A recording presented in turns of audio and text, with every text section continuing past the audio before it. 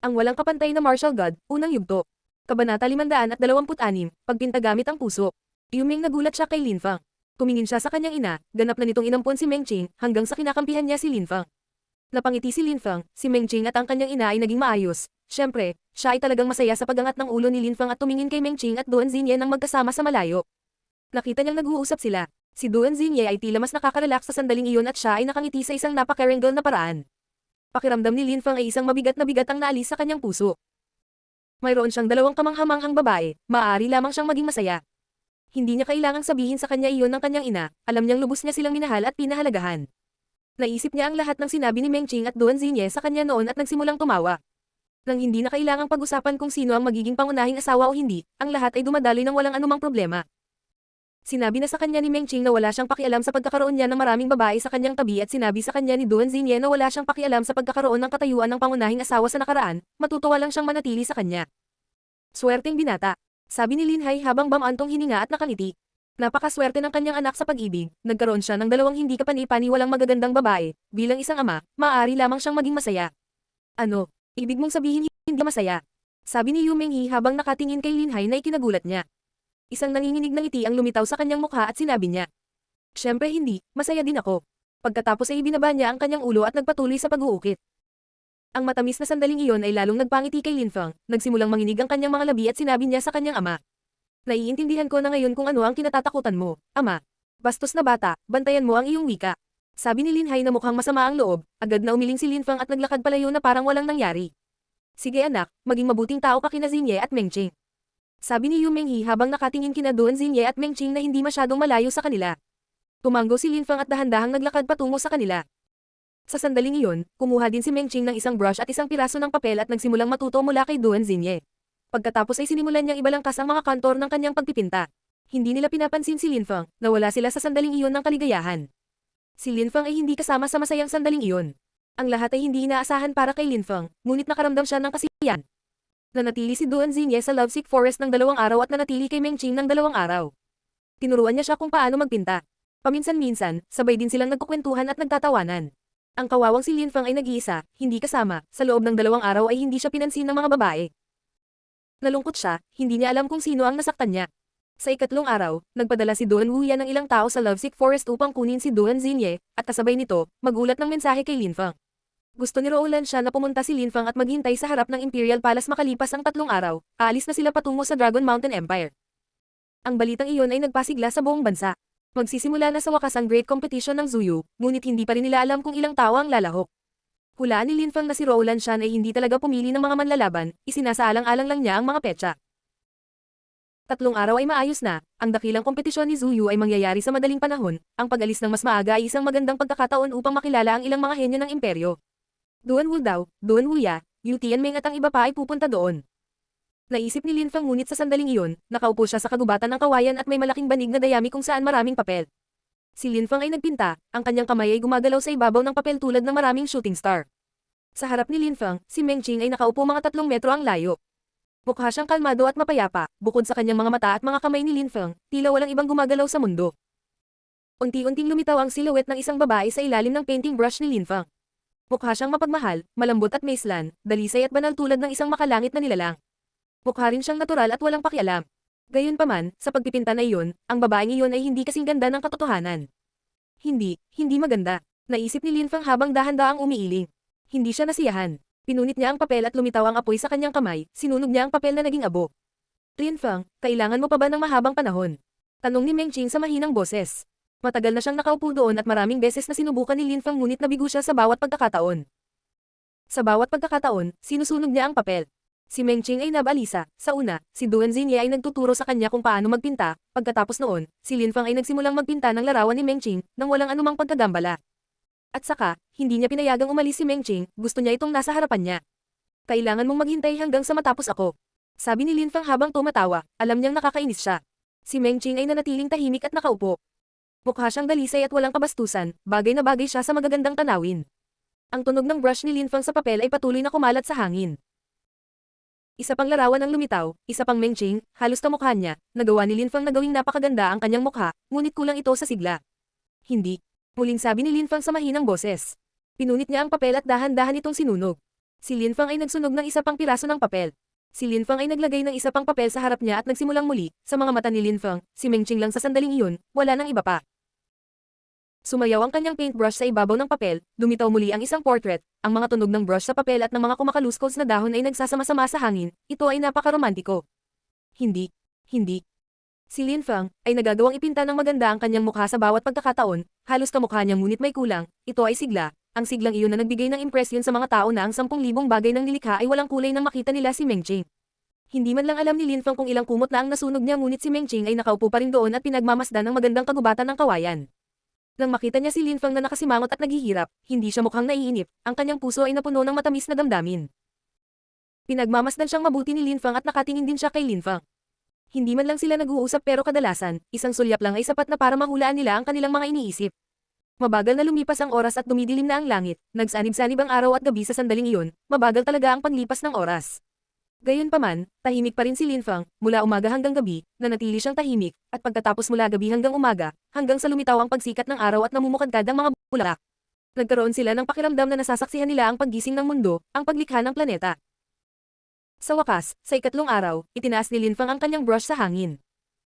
Tumingin siya kay Meng Qing, isang banayad na simoy ng hangin ang humaplo sa kanyang katawan na nagpawi ng malumanay na buhok. Kaagad pagkatapos, pinaikit niya ang kanyang mga mata, dahan-dahan. Huminto siya sa pagtingin kay Meng Qing, umikit na lang siya at sa wakas ay lumutang muli ang kamay niya sa ibabaw ng papel. Ang tunog ng brush sa papel ay nagsimulang kumalat muli sa hangin ngunit sa pagkakataong ito, wala nang magulo, si Lin Fang ay nagpinta sa malaya at walang pidyon na paraan, na parang ginagabayan ng langit. Nakapikit ang mga mata ni Lin Fang, ang kanyang kamay ay patuloy na sumasayaw sa ibabaw ng papel, maayos at mahusay. He did everything in one go without stop once, 3 araw na siyang nahihirapan pero sa pagkakataong iyon, nanalo na siya. Phew. Bamantong hininga si Lin Fang at idinilat ang kanyang mga mata, pagkatapos ay tumingin siya sa kanyang painting, sa wakas, ngumiti siya sa isang napaka-wrangle na paraan, hindi niya mapigil ang mapangiti. Sa wakas, itinaas niya ang kanyang painting at tiningnan ito, mukhang buhay. Napuno ito ng sigla. At saka, hindi lang maganda ang hitsura nito, napakaganda. Inangat ni Meng Qing ang kanyang ulo at tumingin kay Lin Fang, 3 araw na itong nakatingin sa kanya at naubos ang lakas. Si Meng Qing ay nagbigay ng napakagandang ngiti. Ang larawang iyon ay hindi kapani-paniwalang maganda, tulad ng isang celestial na nilalang, tulad ng isang bulaklak na namumukadkad. Sa wakas ay nagawa ko rin. Sabi ni Lin Fang sa mahinang boses na may ngiti ng kasiyahan sa kanyang mukha. Lin Fang, dahil nakapikit ka, bakit mo ako kinailangan dito? Kailangan ko kasi maramdaman ang presensya mo, kung katabi kita, makikita kita sa isip at puso ko. Sabi ni Lin Fang sa malambot at malambing na boses habang nakangiti. Kapag nasa kalsada na ako at namimiss kita ng sobra, at least, masilayan ko itong portrait mo. At noong pininturahan kita, kailangan kong ipikit ang aking mga mata, dahil kailangan kong gamitin ang aking puso para makita ka, hindi sapat ang aking mga mata. Napahiya si Meng Qing at hinaplos niya ang kanyang buhok, napakaganda niyang tingnan, ipinikit ni Lin Fang ang kanyang mga mata para ipinta siya, at ipininta gamit ang kanyang puso. Bukod, ang pagpipinta na iyon ay hindi lamang larawan ni Meng Qing, ito ay pag-ibig ni Meng Qing. Ang walang kapantay na martial god, unang yugto. Kabanata 527, Pag-alis. Sa pagkakataong ito, pupunta si Lin Fang sa Dragon Mountain Empire, malamang na maraming panganib sa paglalakbay na iyon. Malinaw na hindi isasama ni Lin Fang si Meng Qing, mananatili siya sa Lovesick Forest habang si Lin Fang ay pupunta ng mag-isa kasama ang kanyang may pakpak na tigre. Bago umalis, pumunta si Lin Fang sa tirahan ni Duan Xinye, ngunit nakakagulat, nalaman niyang hindi na siya nakatira doon. Wala na rin ang mga babaeng tagapagtanggol niya. Tubhang nagalit si Lin Fang, malupit si Duan Huya. Nakakagulat, dinala niya si Duan Xinye sa ibang lugar kaya hindi siya nakita ni Lin Fang. Walang ibang solusyon si Lin Fang, kaya lang niyang sumuko, hindi niya alam kung nasaan siya. Tumalon si Lin Fang sa kanyang may pakpak na tigre at lumipad sila sa paanan ng Duanwu Mountain, kung saan sila dapat magkita. Sa sandaling iyon, marami ng tao ang naroon. Bukod sa mga tao mula sa Dragon Mountain Empire, mayroon din ilang mga henyo mula kay Zuyu. Sinulyapan sila ni Lin Fang. 9 sila sa kabuuan. Nandyan sina Lin Fang, Duan Huya, Yu Tianming, Wu Qing, Yu Qin, Yu Jian, Yun Fei Yang at 2 tao na hindi kilala ni Lin Fang. Nakasuot sila ng itim na damit at naglalabas ng malamig at mapang epeng chi. Sila ay tumingin lubhang matatag at matyaga at ganap na walang ekspresyon. Tsaka wala namang nakatayo sa tabi ng 2 tao. Tahimik silang nakatayong magkasama, malayo sa iba pang grupo.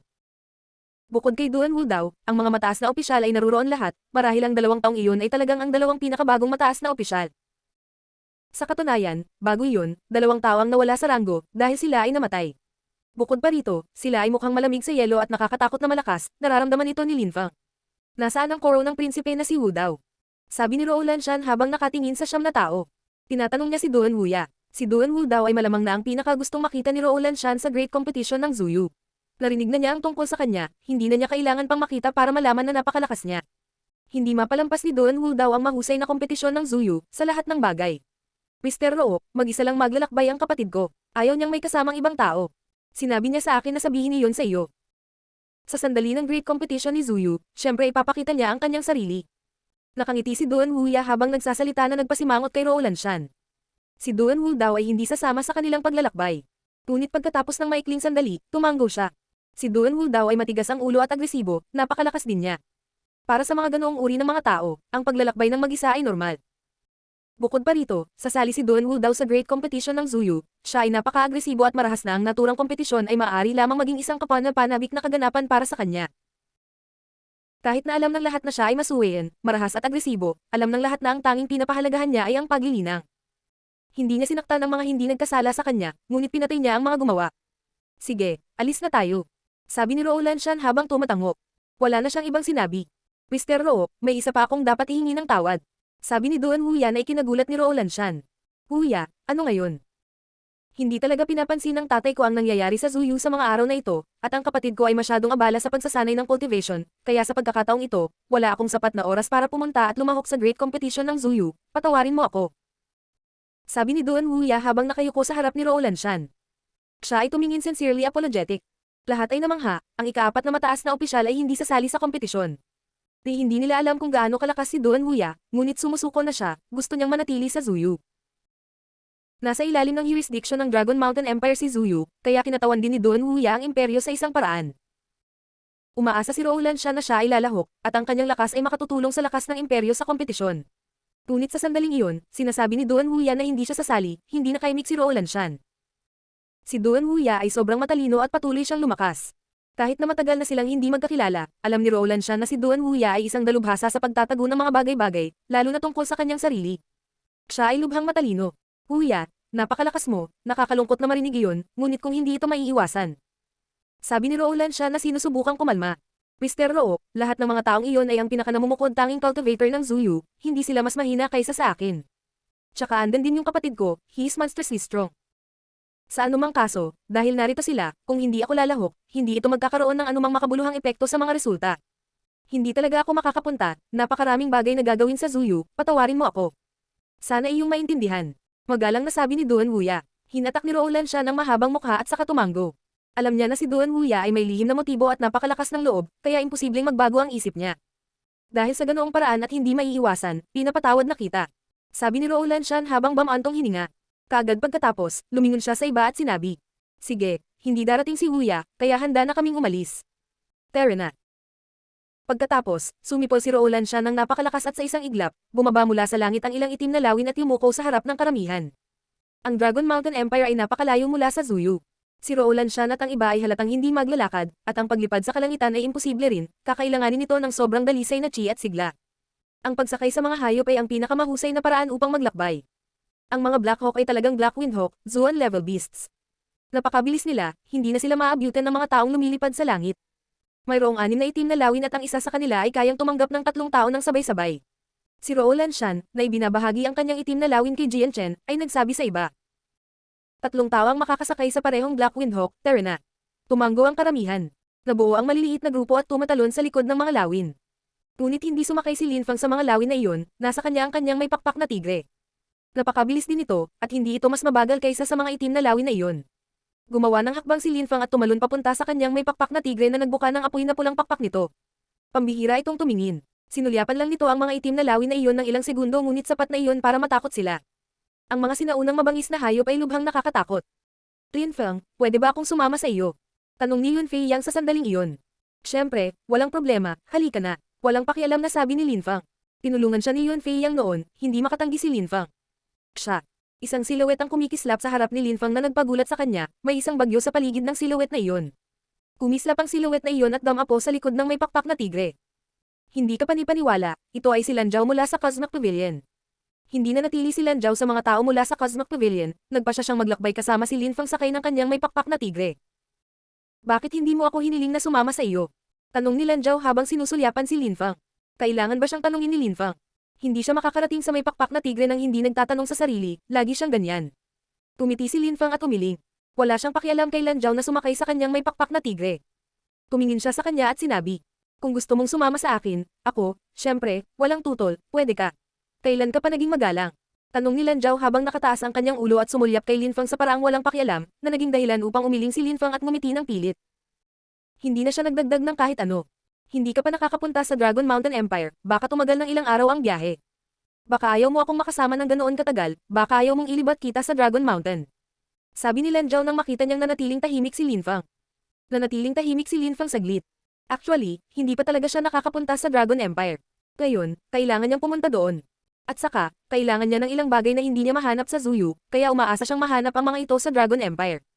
Kapag nasa Dragon Empire tayo, tiyak na kakailanganin ko ang tulong mo sa ilang bagay. Sabi ni Lin Feng habang nakatingin kay Lan Zhao na may ngiti sa gilid ng kanyang bibig. Kailangan din siya ni Lin Feng kung minsan, tila. Nang makita ni Lin Feng ang ekspresyon ng mukha ni Lan Zhao, umiling siya, ano ang gusto nito sa kanya. Si Yunfei Yang ay nanatiling tahimik at sa loob-loob ay tumawa. Ang babaeng iyon mula sa Dragon Empire ay mukhang interesado kay Lin Feng. Ang walang kapantay na martial god, unang yugto. Kabanata 528, pagsasanay sa paglilinang sa langit. Sa himpapawid, ang mga itim na lawin ay pumapalakpak ng kanilang mga pakpak at lumilipad ng buong bilis. Ang malakas na hangin na nilikha ay umihip sa katawan ng lahat habang ang mga tunog ng pag-ihip ng hangin ay naririnig. Sina Lin Feng, Yunfei Yang at Lan Zhao ay nakasakay sa may pakpak na tigre.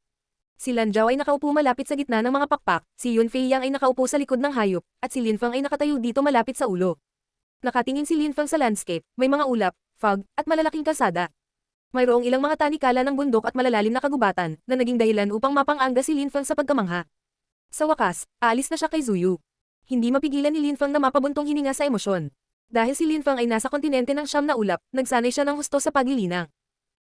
Nais niyang maabot ang mga ulap at maging isa sa pinakamalakas na magsasaka sa mundo. Sa sandaling iyon, iniisip niya kung ano ang hitsura sa labas ng Continent of the Nine Clouds. Inaasam niya ang araw na magiging sapat na ang kanyang lakas upang mailabas ang kanyang minamahal sa kontinente, maglalakbay sila ng milyon-milyong kilometro ng magkasama, makakakita ng malalaking bundok, lawa, at ilog.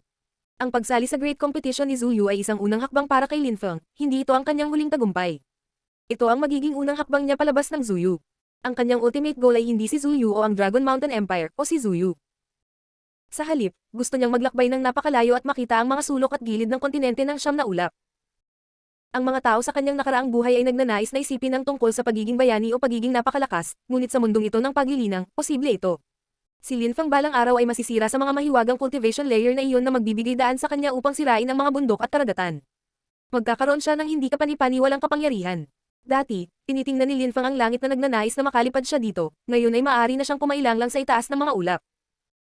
Nagtataka si Lin Feng kung ano ang pakiramdam ng nakapasok sa pinakamataas na layer ng cultivation, ano ang pakiramdam ng pagiging napakalakas. Upang makapasok sa layer ng Tianqi at maging isang walang hanggang Diyos ng paglilinang. Itinaas ni Lan Zhao ang kanyang ulo at tumingin kay Lin Feng na nakatayo pa rin. Hindi naman siya mukhang mataba, medyo payat talaga siya. At saka, siya ay kasing tuwid na parang espada. Hindi baluktot ang likod niya. Ito ay tanda ng kanyang matatag at walang patid na paghahangad. Gaano kalayo ang makikita ni Lin Feng? Bulong ni Lan Zhao. Siya ay gumugol ng ilang oras kasama si Lin Feng. Minsan, siya ay mapang-uyam, walang kabuluhan at walang paggalang sa mga kombensyon ng lipunan. Sa ibang pagkakataon siya ay agresibo at marahas. Siya rin ay sobrang matigas ang ulo, wala siyang pakialam sa mga kahihinatnan kapag ginawa niya ang mga bagay, kahit na maaari itong maging mapanganib. Walang nang ahas na galitin siya, ngunit kung gagawin nila, papatayin niya sila. Ngunit kahit na siya ay mukhang isang Diyos ng kamatayan kung minsan, sino ang nakakaalam kung gaano siya kalungkot at kalungkutan. Dumating siya sa mundong ito at ano ang nangyari. Gusto siyang patayin ng kanyang mga tiyuhin at pinsan. Pagkatapos ay pinatalsik siya sa sarili niyang angkan. Noon ay walang iba si Lin Feng maliban sa kanyang ama. Nag-iisa lang siya sa mundo, sarili niya lang ang naasahan niya. Palagi niyang kailangang pumatay ng mga tao, kung hindi ay papatayin siya ng mga ito. Binigyan siya ni Protector Kong at Protector Bane ng mamahal. Kahit na hindi sila masyadong nag-uusap ni Protector Kong, nirerespeto siya noon ni Lin Feng ngunit ano ang naging resulta. Nawasak ang Yunhai Sect at isinakripisyo ni Protector Kong ang kanyang sarili para sa kanya. Pagkatapos ay tinulungan siya ni Protector Bane na makatakas para lamang magpakamatay pagkatapos. Ang lahat ng paghihirap na iyon ay humubog sa pagkatao ni Lin Feng, siya ay naging isang Diyos ng kamatayan. Agad niyang sinabi iyon kay Yan Yuping Sheng nang walang pag-aalinlangan. Binuksan niya ang kanyang puso sa kanya at sinabi sa kanya na gusto niyang maging isang walang pag-iimbat na mamamatay tao. Kahit na kinasusuklaman siya ng lahat at gusto lang nilang patayin siya, walang pakialam si Lin Feng. Para sa ilang taong mahal niya, handa siyang maging isang napakalaking mamamatay tao at patayin sila. Bilisan natin. Malapit na tayong makarating. Bigyang pansin. Sabi ni Roland siya na kumalat ang boses sa hangin. Nagsimulang bumilis ang mga itim na lawin, mas marahas ang daloy ng hangin sa sandaling iyon. Sa malakas na hangin na umiihip sa mukha ng lahat, ito ay halos masakit. Bumilis din ang may pakpak na tigre, tulad ng mga itim na lawin. Patuloy na nakatayo si Linfang sa harapan ng may pakpak na tigre, nakatingin sa malayo. Sa kabila ng hangin, mukha siyang normal at walang ekspresyon. Ang kanyang mga damit ay naglalabas ng napakalakas na tunog ng pag-awit, tila mapupunit ito ng hangin. Si Rowland Shan ay nakaupo sa likod ng isang itim na lawin, nakatingin sa karamihan. Nagulat siya. Ang ilang mga tao ay gumagamit ng purong chi upang mabawasan ang mga epekto ng hangin habang ang iba ay umiiwas sa bug zone ng hangin. Walang sino man ang nagkaroon ng anumang problema sa paglaban sa hangin, bukod kay Linfang, na nakatayo doon ng normal. Ang malakas na hangin ay umiihip sa kanyang katawan. Ang kanyang balat at damit ay tila mapupunit, ang may pakpak na tigre ay napakabilis. Kung mas mabilis ito, mas malakas ang mga countercurrent nito. Sa hindi kapani-paniwalang bilis, ang hangin ay maaaring maging kasing talas ng talam. Sa panahon ng mga laban, hindi talaga ito maramdaman ng mga magsasaka. Ngunit sa kalangitan, habang lumilipad sa buong bilis, ang hangin ay maaaring nakamamatay. Ipinikit ni Linfang ang kanyang mga mata at umupo ng naka-cross-leg. Hindi siya kumikibo na parang bundok, mukha siyang Heruka. Hinayaan niyang hamampas ang hangin sa kanyang katawan. Sa utak ni Linfang ay lumitaw ang Heruka statue, tila ito ay nagmula sa malayong edad, at ito ay nagkaroon ng isang partikular na masamang mukha. Sa katawan ni Linfang, isang hindi kapani-paniwalang batis ang nagsimulang dumaloy, ang napakalakas na hangin sa kalangitan ay hindi makapinsala sa balat ni Linfang, ang kanyang balat ay kasing solid ng bakal. Krr, krr, isang napakatalom na chi ang dumadaloy sa kanyang katawan at naglalabas ng matatalim na tunog. Nakita lamang ng karamihan ang mga damit ni Linfang na napunit upang tanggayan ng hangin. Ang walang saplot na katawan ni Linfang ay lumitaw sa larangan ng paningin ng karamihan at nakikita nila ang maraming ugat na lumilitaw. Kitang-kita nila ang lakas na dumadaloy sa kanyang katawan. Tila ang lakas na iyon ay dumadaloy sa bawat bahagi ng katawan ni Linfang, ito ay lubhang kakaiba. Maraming tao ang natulala, ang kanilang mga mag-aaral ay lumiliit. Ano ang nangyayari? Si Linfang ay nagsasanay sa paglilinang sa ilalim ng gayong mga kalagayan. Isang napakalakas na lakas ang dumadaloy sa mga ugat ni Linfang, bukod pa doon ay hindi ito purong chi, ito ay pisikal na lakas. Bukod sa purong chi, nagkakaroon din si Linfang ng isa pang uri ng pisikal na lakas. At tila napakalakas nito. Hinangaan ni Rowland siya ng kapangyarihan ng pangunawa at determinasyon ni Linfang, sa ganoong sitwasyon, nagsasanay pa rin siya ng cultivation. Sa likod ng may pakpak na tigre sa isang itim na lawin, isang siluet ang tumayo at naglabas ng malamig na yelo na chi na lumipat patungo kay Linfang. Ang taong iyon ay nakatingin kay Linfang at bubunot na sana ng kanilang espada, ang taong iyon ay mukhang isang mamamatay tao. Ang taong iyon ay mukhang matikas, gwapo at maislan. Para siyang bayani. Siya ang huli sa matataas na opisyal, si Yu Jian. Siya ay isang cultivator ng espada. Sa sandaling iyon, ang kanyang mga mata ay parang matalas na parang espada at nakatingin siya sa likod ni Linfang. Biglang, nakita ni Yu Jian si Yun Fei yang na nagtaas ng ulo at tumingin sa kanya. Siya ay may maningning na ngiti sa kanyang mukha na ikinagulat ni Yu Jian. Kahit na siya ay nakangiti, si Yun Fei yang ay mukhang nakikita niya sa puso ni Yu Jian. Panay na tinitigan ni Yu Jian si Yun Fei yang na hindi tumitigil sa pagngiti sa kanya kahit isang segundo. Yu Jian. Sigaw ni Yu Qin. Huminto si Yu Jian sa paghawak sa kanyang espada at dahan-dahang tumalikod at muling umupo, na parang walang nangyari. Muli ring ibinaba ni Yun Fei yang ang kanyang ulo na parang walang nangyari. Ang hakbang na iyon ay hindi nakakuha ng atensyon ng sinuman ngunit si Yu Jian ay nanatiling nakatingin kay Linfang. Gayunpaman, napansin niyo ni Rowland Shan, kahit na ang iba ay hindi. Nakangiti siya habang nagmamasid. Si Yu Tianming at ilang iba pang mga henyo mula kay Zhu Yu ay kinasusuklaman si Linfang, alam niya iyon. Ang Yu clan ay kinasusuklaman si Linfang ng higit sa anupaman. Gusto nilang lahat na mamatay siya. Ilang sandali bago, gusto ni Yu Jian na atakihin si Linfang ng sorpresa habang nagsasanay siya ng cultivation ngunit tinulungan ni Yun Fei yang si Linfang at pinrotektahan siya. Kung wala pa si Yun Fei yang, bigla bang aatakihin niya si Linfang. Walang nakakita sa pagdating na iyon, ngunit alam ni Rowland siya na hindi ganoon kadali ang pag-atake kay Linfang ng biglaan. Kung hindi, hindi sana siya nagsanay ng paglilinang sa mga ganitong pagkakataon. Ang walang kapantay na martial god, unang yugto. Kabanata 529, ang Dragon Mountain Empire. Lumilipad ang may pakpak na tigre at ang mga itim na lawin. Pagkalipas ng 3 araw walang nakakaalam kung gaano kalayo ang kanilang nilakbay ngunit napakalayo nila mula sa Zhu Yu. Tumingin sila sa tanawin, may mga matataas at matatayog na gusali na mas mataas at mas tahanga-hanga kaysa sa Zhu Yu. Maputi rin sila ng nyebe. Ang pagtingin sa mga gusali ay nagdulot ng hindi kapani-paniwalang damdamin na lumitaw sa mga puso ng mga tao, nadama nila ang lakas. Nakarating na tayo sa Celestial Dragon. Sabi ni Rowland Shan sa sandaling iyon. Nagsimulang kumislap ang mga mata ng lahat. Ang Celestial Dragon City ay ang Imperial City ng Dragon Mountain, hindi nakakagulat na napakaganda at kamanghamanghang hitsura nito. May mga mukhang excited habang ang iba naman ay mukhang kinakabahan. Umalis sila sa Zhu Yu at darating na sana sa Celestial Dragon City, ang Imperial City ng Dragon Mountain Empire. Maghanda na tayo sa paglanding. Sabi ni Rowland Shan. Tumanggo ang lahat maliban kay Linfang na nakapikit pa rin. Nasa sarili niyang mundo, parang hindi niya alam ang nangyayari sa paligid niya. Gumawa ng hakbang si Lan Zhao at dumating sa tabi ni Linfang, kumikislap ang kanyang magagandang mata. Ang lalaking iyon ay halatang hindi na nagsasanay sa pagtatanim, bakit hindi siya nagigising? Ibinuka niya ang kanyang bibig ngunit isang matalim na chi ang lumabas kaya hindi siya nagsalita. Kaagad pagkatapos niyang makitang idinilat ni Linfang ang kanyang mga mata ay nagniningning at matalas.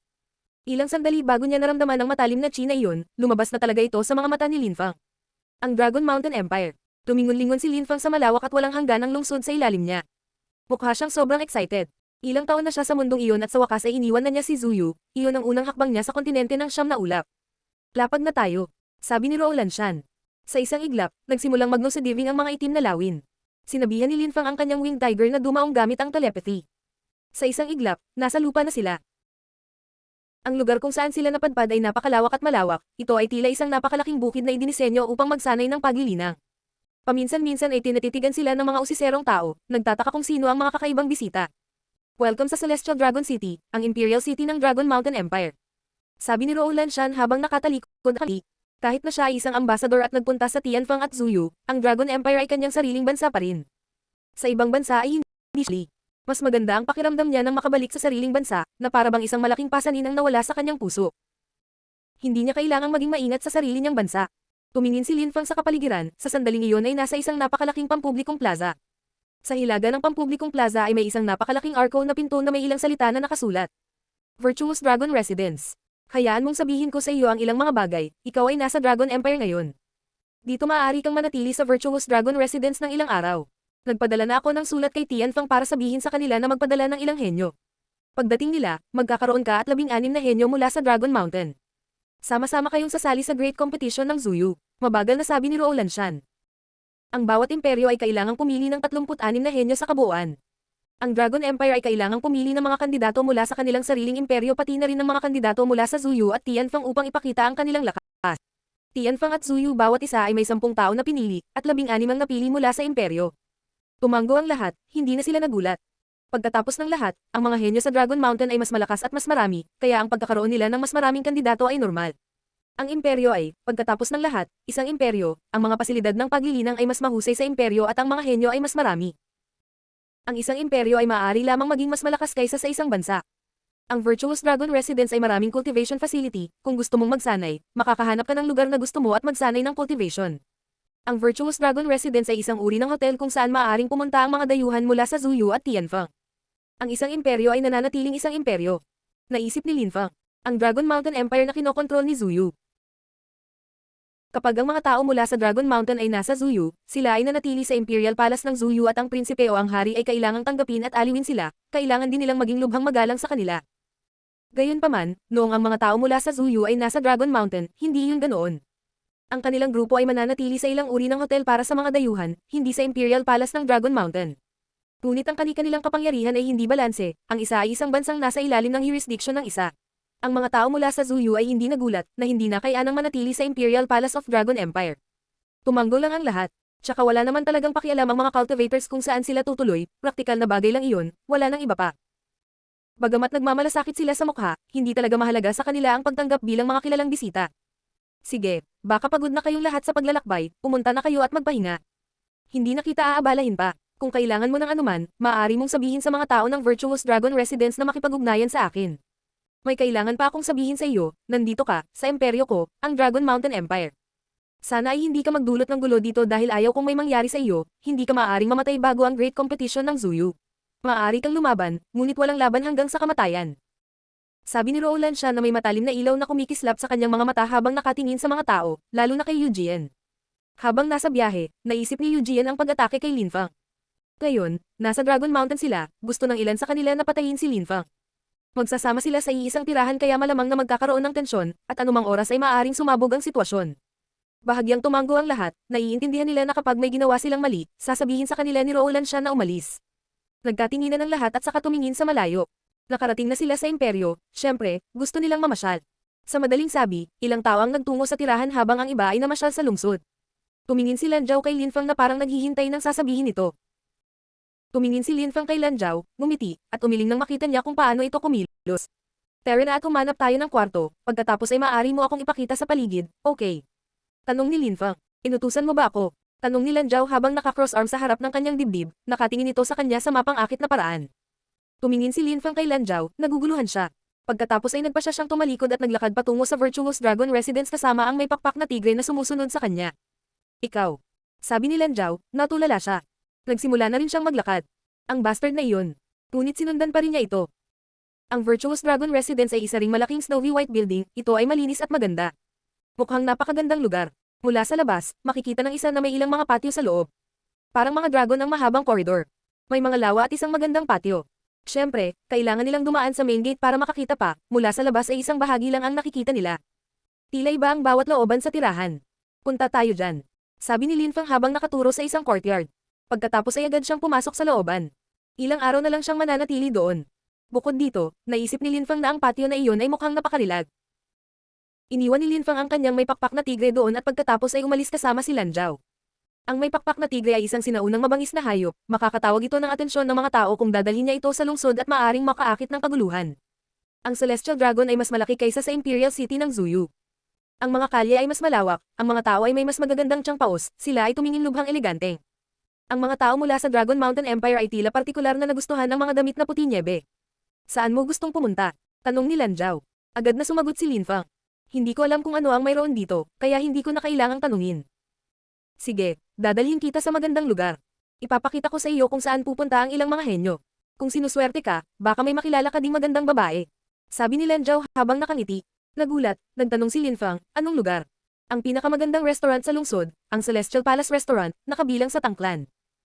Sabi ni Lan Zhao, ang walang kapantay na martial god, unang yugto. Kabanata 530, ang alkohol ng pinakamagandang restaurant. Tangklan. Celestial Palace. Nagtataka si Lin Feng. Isa itong restaurant at nakakagulat na tinawag itong Celestial Palace Restaurant, napakalakas at agresibong pangalan. Kapag nakita mo ito, mauunawaan mo kung bakit ito tinawag na Celestial Palace. Sabi ni Lan Zhao habang nakangiti. Pagkatapos ay pinangunahan niya ang daan, naglalakad sa isang malaking kalsada. Halos kalahating oras silang naglakad bago sila nakarating sa harap ng isang dambuhalang puting kuta. Ang puting kuta na iyon ay may 9 na palapag, ito ay hugis pyramid kung saan ang bawat palapag ay mas makitid kaysa sa ilalim. Siyempre ang ground floor ay hindi ka panipaniwala. Sinuportahan nito ang napakalaking gusali. Isa talagang palasyo. Bulong ni Lin Feng. Ang nangingibabaw na palasyong iyon ay hindi maaaring tawaging isang restaurant, kung hindi, ito ay isang euphemism. Ang Tangklan ng pinakamakapangyarihang pamilya sa Dragon Mountain Empire, isa rin ito sa pinakamatandang clans. Ang palasyong ito ay isa sa kanilang mga sagisag, kaya naman mukhang hindi ka panipaniwala. Masasabi ko sa iyo na ang mga papasok sa palasyo ay napakalakas, kailangan mong nasa ikalimang lingchi layer o mas mataas para makapasok. Higit pa rito, hindi ka maaaring mas matanda sa 30 taong gulang, maliban kung miyembro ka ng Tangklan. Sabi ni Lan Zhao habang nakangiti na ikinagulat ni Lin Feng.